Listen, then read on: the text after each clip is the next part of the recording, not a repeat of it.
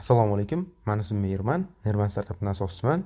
Kelinglar bugun bizning platformamizni bir ko'rib chiqamiz. Bu bizning web app platforma bo'ladi.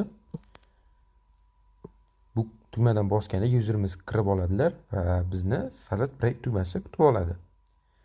Bu yerda registratsiya bo'limidan userimiz o'zini email pользователini nickname deylik, Gmailni, parol va bir martalik kodni tersalar bas akkaunt ochiladi.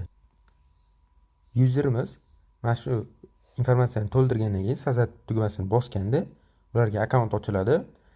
Menda esa hozir ochilmaydi. Men hozir Byte tugmasidan kirishim kerak. Menda akkaunt bor уже.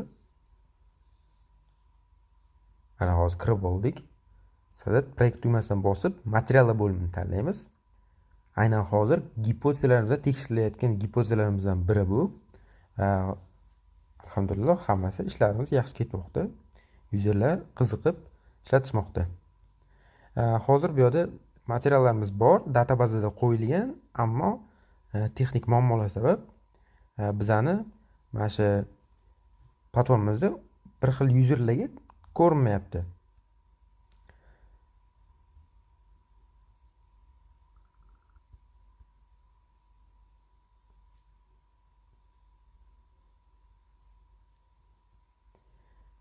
Bu bo'limimizda video montajyor, ya'ni mobil montajyor, PK da qilingan After Effects, Premiere Pro va shunga o'xshash platformalarda qilingan materiallarni, zo'r motion materiallarni mana shu platformamizga yuklab olsa bo'ladi.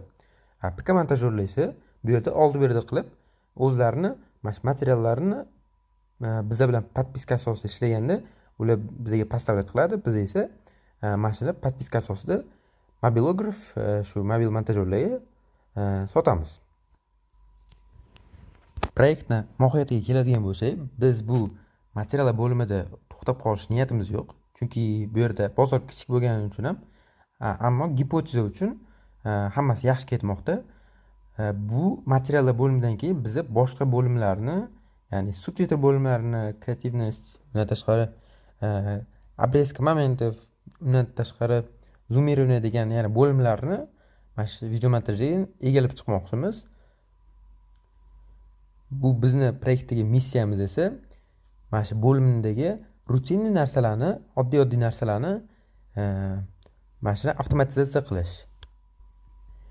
Va eng muhimi esa bu platformamizda biza montajyorlarni, video montajyorlarni ishini olib qo'yish niyatimiz yo'q.